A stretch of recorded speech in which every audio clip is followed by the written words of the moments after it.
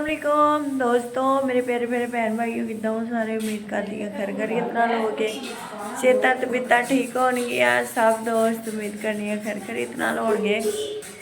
ते अज दे vlog निमके official दे विच सारे दोस्तों का भैन भाइयों का वेलकम हो गया। तो सब नूं मेरी तरफों अस्सलाम वालेकुम।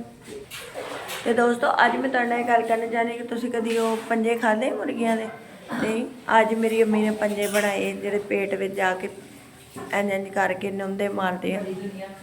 तो अम्मी ने भी बनाए तो असी हुण देखांगे भी किदां दे बने पंजे शंजे। तो मरियम नूं अज किसी ने कुट के पाया थल्ले। हाँ भी जोहा भी आई साढ़े घर, नवा मेहमान आया। हेलो करो जोहा, हेलो कैसे हैं सारे दोस्तों को बोल। जी तो दोस्तों है साड़ी फैमिली अज के व्लॉग के विच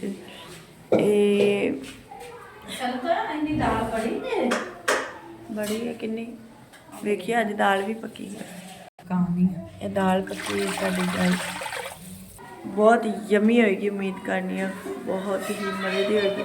की होया तेनू?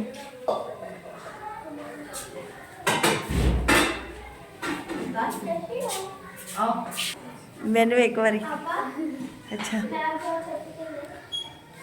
और सारे दोस्त कैसे देखे मेरा हाथ सुझिया होया वा ते हाथ और माशाल्लाह काफ़ी ठीक आ, बेहतर है पहले नालों। लेकिन अजे तक जड़ा ना हाथ इदा इदा मूवमेंट नहीं कर रहा।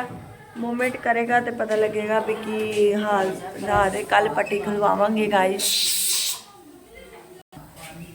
है वेखो जी प्रैशर जड़ा अम्मी प्रैशर ला के बैठे ने हुण प्रैशर नूं प्रैशर लाया। ठीक है जी। दूजे चूल्हे विच भी आवा माशाल्लाह। साडी गैस वेखो सर्दियां विच भी भावड़ बालदे पैन ते लोकां दी गैस ही नहीं आंदी। ऐ वेखो मेरी अम्मी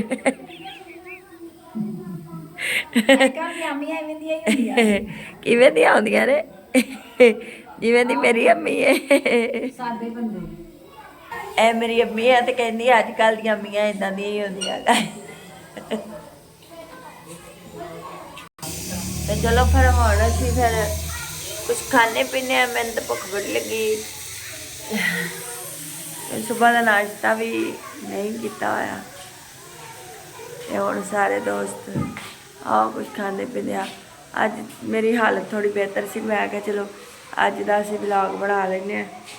तो हुण जिहड़ा है कल तो मेरे को फोन भी नहीं सी फड़िया जा रहा गाइस।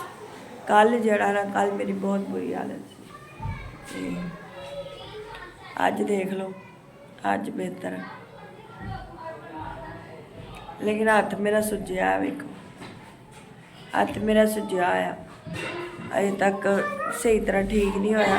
लेकिन ये कि हुण मैं थोड़ा वजन नहीं चुक सकती लेकिन मूवमेंट वगैरह कर सकती।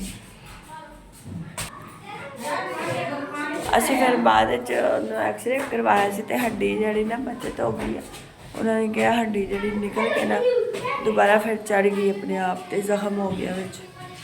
एक्सरे दे विच ये आया तो पहले जराई कह रहे थे कि हड्डी टुट गई। तो दोस्तों ये नाल ही मैं तुहाडे कोल इजाजत चाहांगी। इंशाअल्लाह होएगी फिर मुलाकात कल दी व्लॉग विच। तो शायद अज फिर शाम नूं व्लॉग बने क्योंकि मेरे को फोन नहीं फड़िया जा रहा एक हाथ दे नाल। मैनूं काफ़ी बाजू च भी दर्द शुरू हो गया। तो इंशाअल्लाह फिर दोबारा तुहाडे नाल मुलाकात होगी। Okay everyone guys, bye bye.